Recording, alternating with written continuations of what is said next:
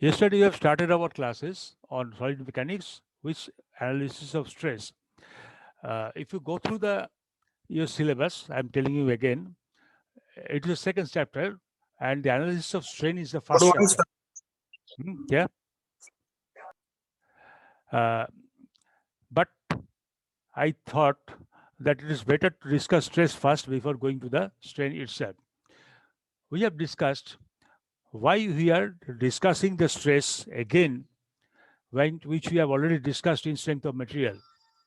In strength of material, we always assumed that stress is a force is acting over an area, and the stress is the resisting force which is resist this external force to make the equilibrium itself.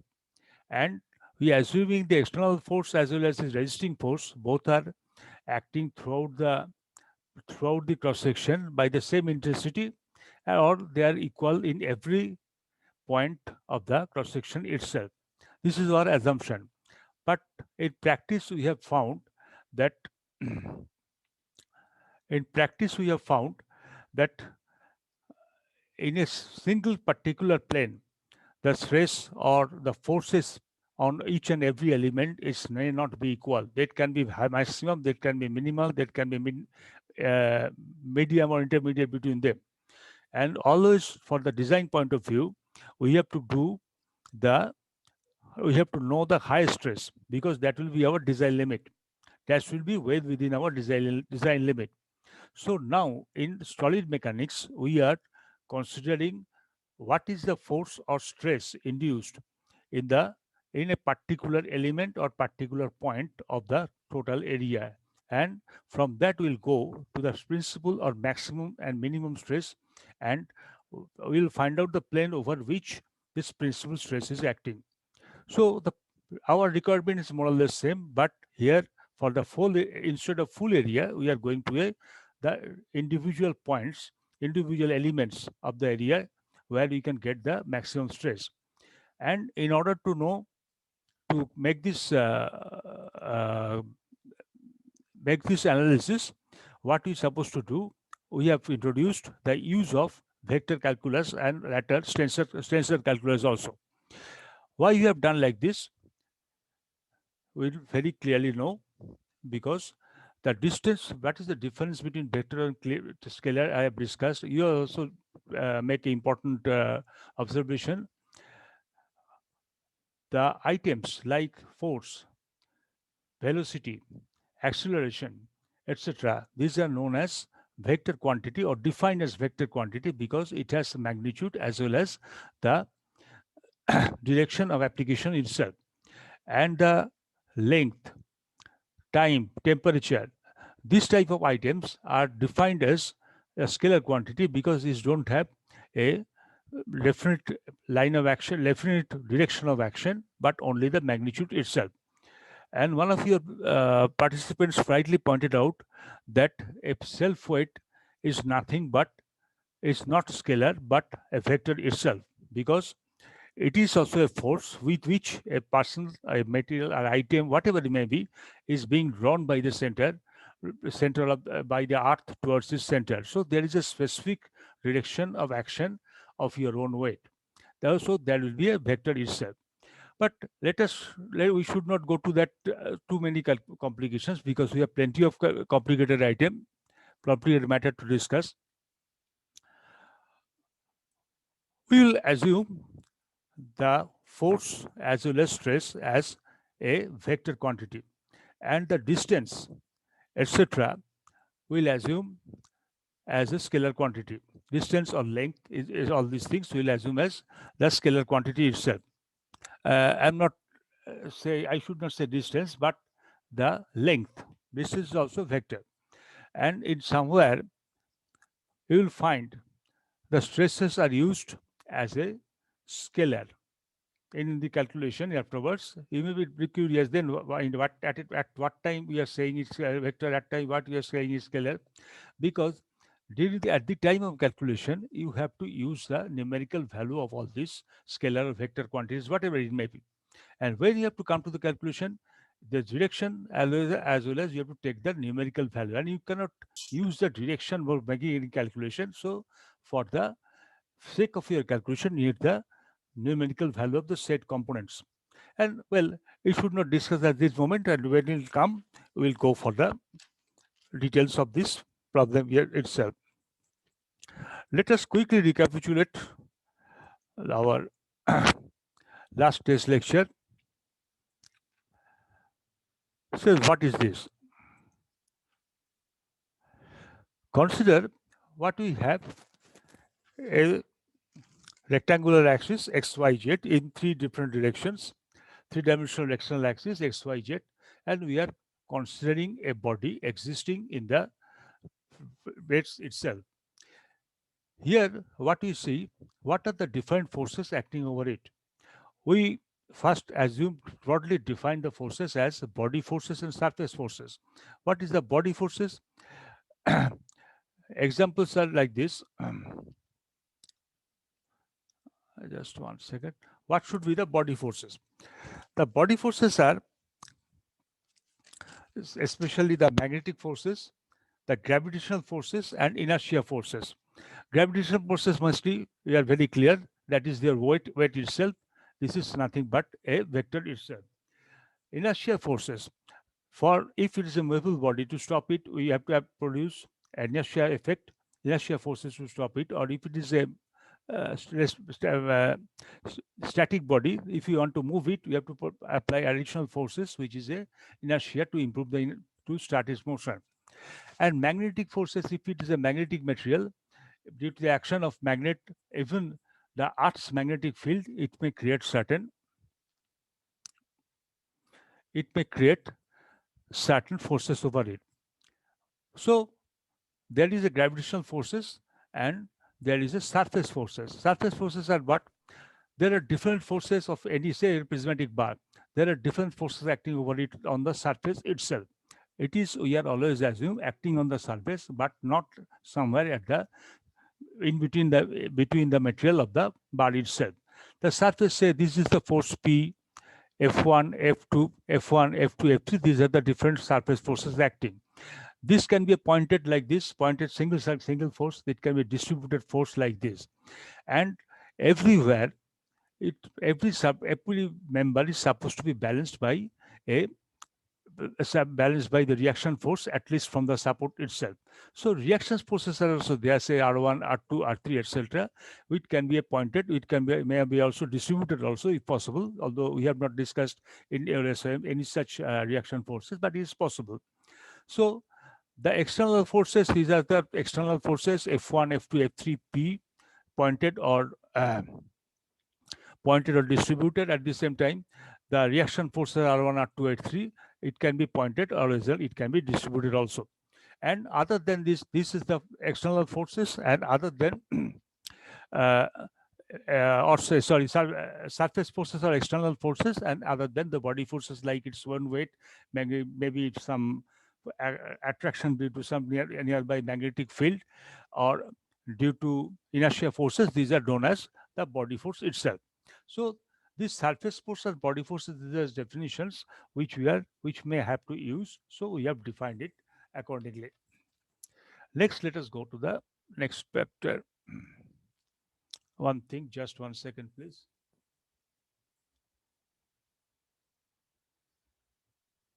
I may forget it.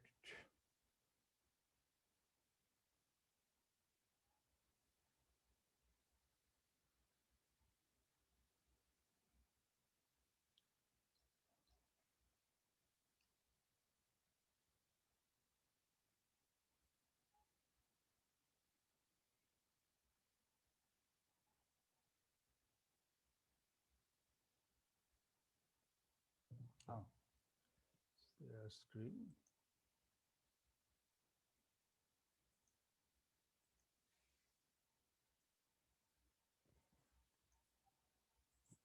Now, let us consider a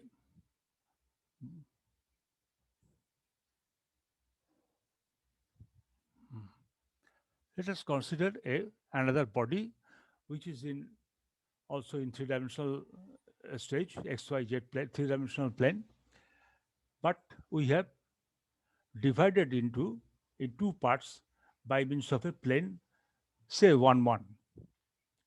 Just if divided into two parts, and we are considering the free body diagram of both of these parts. They have the surface forces like this is R2, F1, P, F2, etc. R3, F2, R1, etc. But along with these surface forces, they are also showing two other external surface forces, that is delta vector T1 and delta vector T2, T1 dash.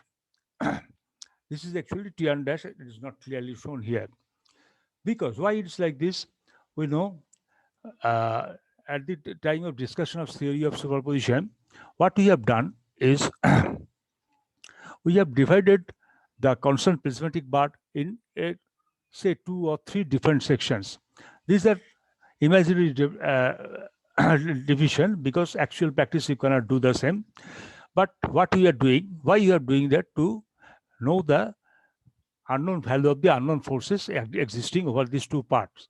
And our conception is that every adjacent part of a particular prismatic bar is in equilibrium with each other. When we are using as a free body diagram, we have to show the presence of the others by a force which will be exactly equivalent and to the similar force acting on the adjacent part but opposite direction, so that which means they are balancing and cancelling each other when you're assembling.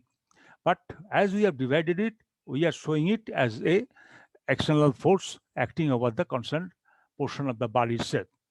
Here we are doing the same. We are dividing this portion into C and into D, and due to division, but even after the division, we know the individual parts, say C and C, should be in equilibrium, and as they are divided, they cannot be in under equilibrium. So we are showing an external force vector T1, which is balancing these forces itself, balancing for all the forces here, or vector T1 dash here, which is balancing all the external forces here. Don't confuse about the line of action of these forces. This is pointing outwards, this is pointing inwards like this. But as a whole, at this moment of time, we are saying that delta T1 dash is balancing all the external forces here and keeping the portion C as equilibrium. And vector T1 dash is acting over the D, and it is maintaining or balancing all the external forces here. Now, next, what we are doing is important. We are considering a differential element of area delta A dash on the a segment C, and similarly, and delta A dash on delta A on segment C.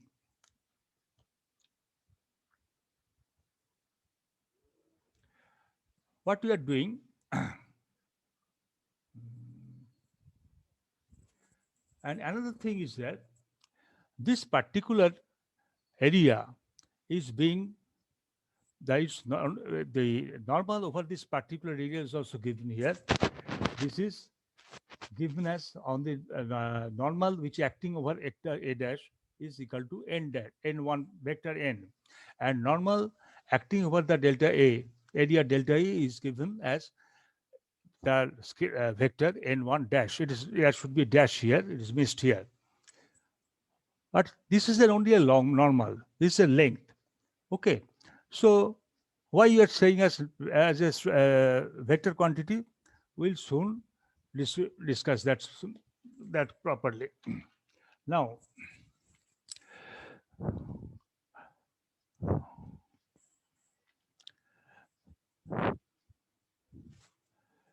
the action of the force, action of the part C or delta A at point P can be represented by the force. We have just told them that.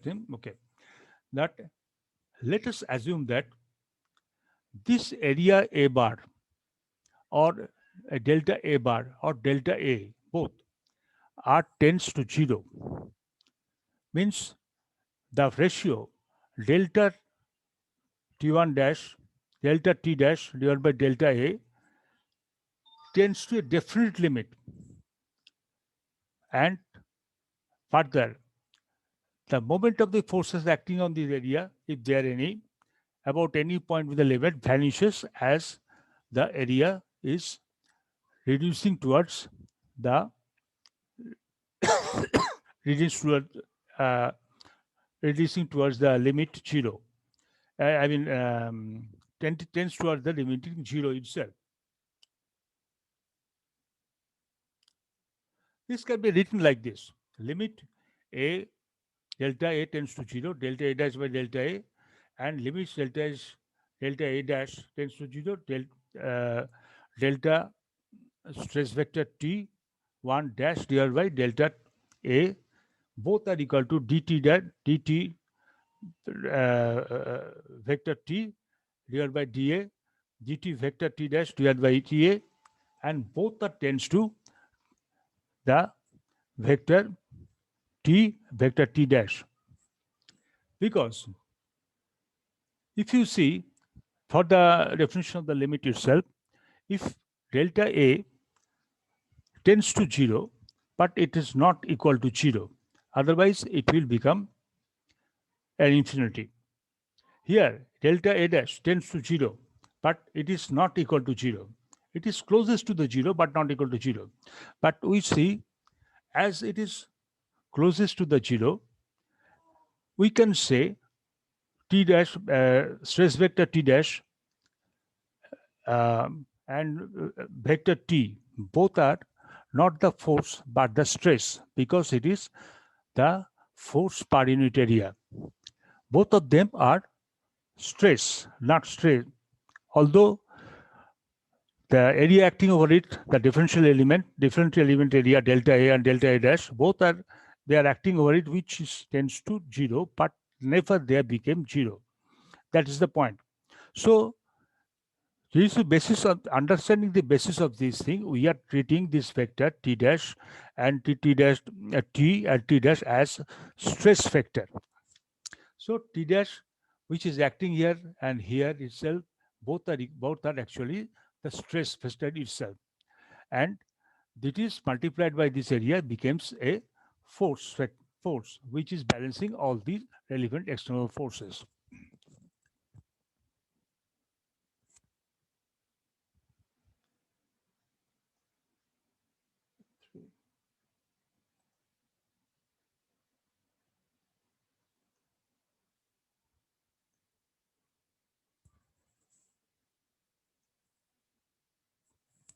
So both of them are force per unit area acting both on the portion P dash and P and planes, and with outer drawn normals n dash vector n dash vector n and vector n dash. So these forces acting over a infinitesimal small planes delta A, but who has normal, which is also a vector n and n dash. Both of them delta A and delta A dash has a normal. So there exists a point whose has infinitesimal area, it is a small area, but they're not equal to 0, differential area, which is equal to delta A. Now, the action of T on C and D at the point P is equal to the magnitude and opposite in direction to the stress vector acting on the D and C at corresponding point P dash.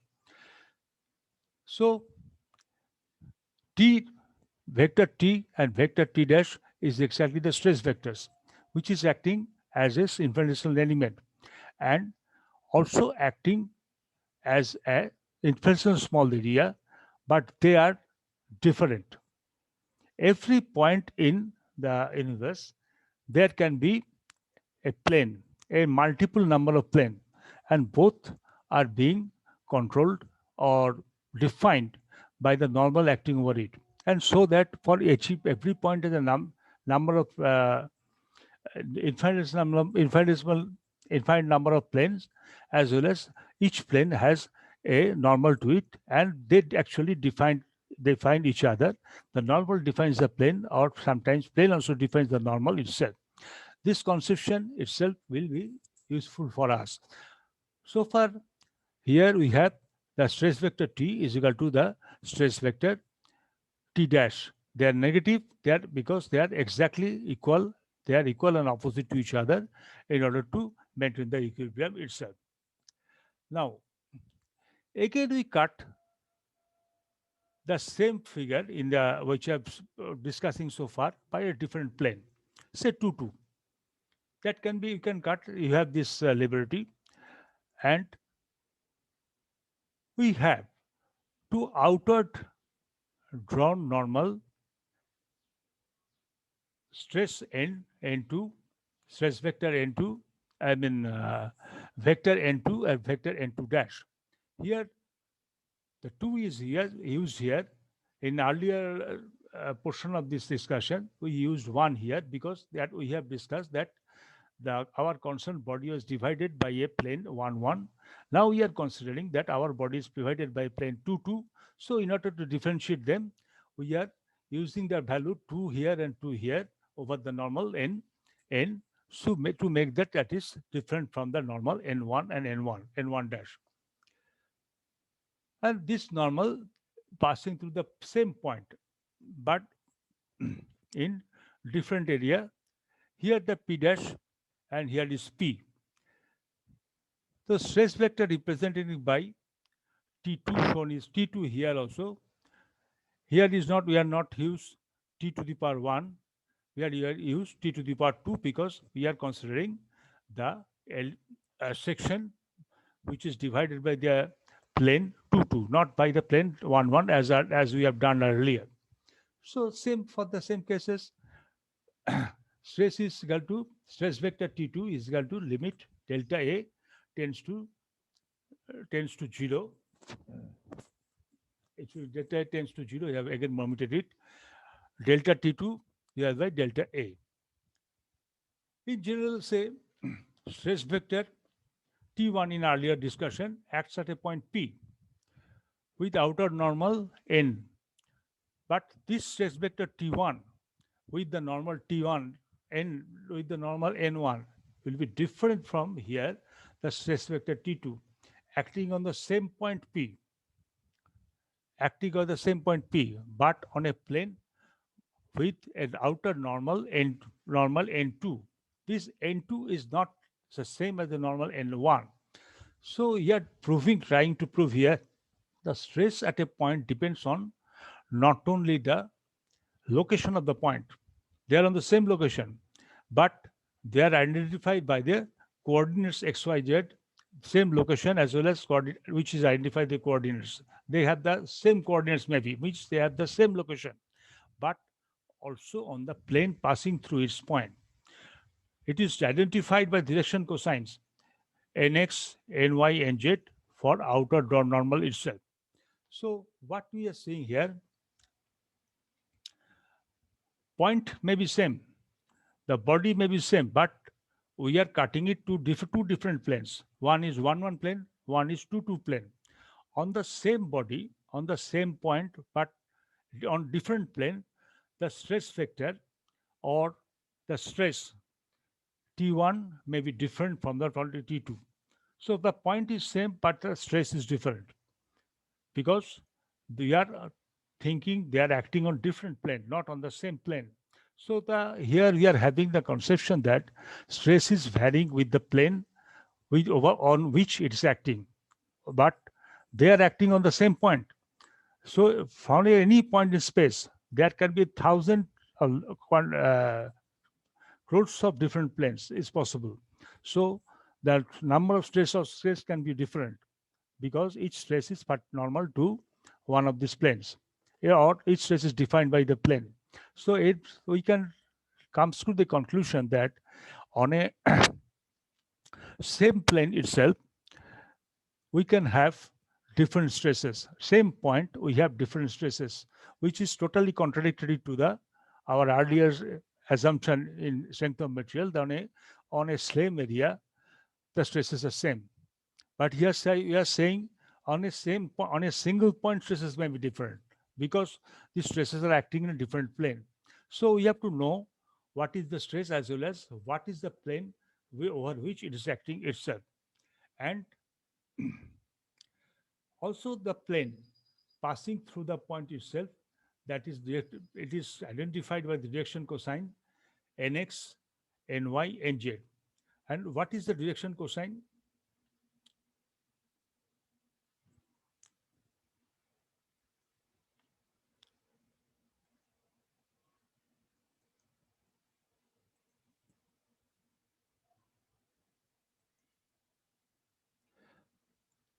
If alpha, beta, and gamma with the angle that A makes with the positive direction of x-axis, then the cosine of alpha, beta, and gamma is called direction cosine. Say a line that makes an angle alpha, beta, and gamma with x, y, z axis. Then the cos of this alpha, beta, gamma are called direction cosines. We have use of this direction cosine will be discussed time to time. Now let us discuss the state of stress at a point.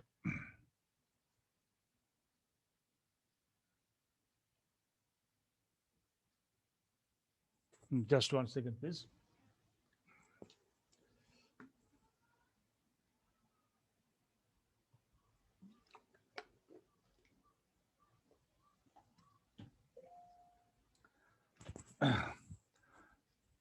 Since an infinite number of planes just have discussed can be drawn, can be available through a particular point.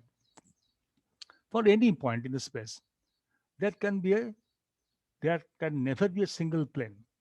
Anywhere a plane, anywhere in any direction, any orientation, a plane can pass through a particular point. And that can be infinite number. So as we are saying, that each plane is defined by the number, and we have also discussed, we have proved that this number is each plane is defined by its normal. You see, there is each stress, each plane have a stress factor, stress vector or stress vector, which can be infinite number of points on a single point only. Infinite number of stress vector is also available, as there is infinite number of plane is available. So at a point, there can be infinite number of stress vectors. Means at a point, there are infinite number of stress. I am using the term vector bits to differentiate themselves in their line of action, in their direction of applications. That's why I'm using as stress vector, not only stress, because here it is line of action is not fixed, not yet established or fixed. So it can be at anything. So they are different from one to another. And there can be infinite number of stress vector or number of stresses acting on a certain point. Now, what we are going to do with it, with this construction? Let us see. Each stress vector is characterized or defined by its plane. So there is one point, either you have to define the stress to define the plane, or you have to define the plane to define the stress, either of them. The totality of all stress vectors acting on every possible plane passing through the point is defined by the state of stress at that point. So things are rather complicated. Each and every point in space, in a say three-dimensional coordinate system, a number of stresses sorry, there can be a number of stresses and lakhs of crores of stresses acting on that point, because there, as per our conception, there can be crores of different planes. So totality, all stress vector acting on a point is defined as state of stresses. We are next defining a term which is state of stresses, where what is the total? What is the totality? What is that means by totality? What are the total number of stresses running through that point? We are assuming that there can be infinite number of stresses running through that particular point, but in actually there may not be that lakhs of numbers. There can be a few. There may be one, maybe more than one, but that total is we are considering the stress vector, uh, the state of stress at that point. The knowledge of stress is important by designer, determining that what is the critical plane and what is the critical stress. Critical means plane means what? Who carries, which plane carries the maximum stress? And critical stress, which is critical or important to is the maximum or minimum, maybe in between two, but not the others. So we are interested to know not the lakhs of stresses which may act, but we are interested to know only what is the critical for us, means what is the maximum, what is the principal stress acting on it, and what is the plane. As we are seeing, stress is defining the plane, and plane is also defining the stresses. What will be the plane or principal plane over which this stress is acting? So, so much discussion we have done only to come to this conclusion that what is the principal stress? What is the principal stress and what is the principal plane and acting? Because that is our requirement from design point of view. Based on this, the maximum stress for a particular point or maybe a number of points in a bar, we'll find out what is the maximum, and based on the maximum, we'll define our design stress. If the stress vectors are acting mutually perpendicular, passing through the points are known, we can determine the stress vectors acting on any arbitrary plane. So, what we do, how we'll know the stress vectors of so many stress vectors as per our requirement. So, we have to find out the stress vector on a particular point acting on three mutually particular perpendicular planes. We are working in three-dimensional stresses. We have to find out the vectors or stress acting on three mutually perpendicular planes, because if we know this on and if we know the direction cosine of the other points, and we can find out safely the points, safely the stresses on that point. But first we have to know what are the stress vectors acting on three mutually perpendicular plane. There should be passing through the points are known, so you have to define the stress vector on any other plane. So this thing we have to know, mutually perpendicular stress vectors acting on three mutually perpendicular planes. Now let us discuss an important portion. What will be the suffix of this type of vectors? You see, vector t is defined by its normal n. Here in this discussion, there are three very different ways of representing your vectors, but all are okay, all are right. But here for our own use, for our own ease, we are just discussing vector t to the power n is the, not to the power, vector t n, where n represents the plane on which it is acting, is the resultant vector at a point P. So we are finding a point, we are finding a resultant stress over that point, we are finding a normal acting over which we are finding the normal which is acting over the plane, acting through this point itself. So the plane is defined by the normal and T is defined by the resultant stress vector. This is the vector. Because here we are using the term vector again and again, because T we are assuming a definite directions over which it is acting. Because if we don't come into the conception of the direction by using a vector, all these stresses are same. Just we have done in our strength of material. For a point, for an area, stresses are all same. But as we are taking into consideration is their line of action in terms of the vector as a, they are treating as a vector because we are trying bring their into consideration their line of action. They are they are it is the they are different from each other. So vector t acting over the normal n is the resultant phase of a particular point P. This point P is acting on a plane whose outward draw normal is n. Just what I am discussing. This point P is acting is over a plane through which this point P there is a plane who has a normal which is n, and on this point on this plane the vector resultant stress vector is acting. So we are defining the normal plane by the normal, also defining the plane by the resultant vector itself. Now, the components parallel to this normal n is called normal stress and denoted by sigma. And you see there is no vector sign here.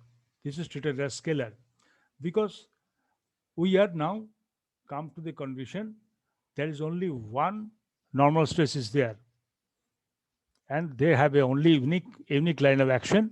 So it is not necessary to denote this as with the vector, but it can simply denote by a scalar term sigma. And the component parallel to n is known as a longitudinal stress. So it is parallel to n. So this sigma is the longitudinal stress. Or, I'm sorry, the component parallel to n is known as the shear stress, longitudinal shear stress component, and is denoted by tau to the power n. So we have, therefore, the relation t to the power n or vector t normal to the who's acting on a plane normal who's defined by is normal n whole square is equal to the stress vector sigma or longitudinal stress vector sigma defined by the normal n and shear stress vector tau defined by the normal n itself, or resultant phase vector t is to the power 2 is equal to sigma square plus t square as we have done in the scalar if it is a scalar quantity. If it is a vector quantity, it remains same, but it is showing different sign. It is showing this vector with the vector sign here. So the vector t to the power n, or which is who's acting on a plane whose normal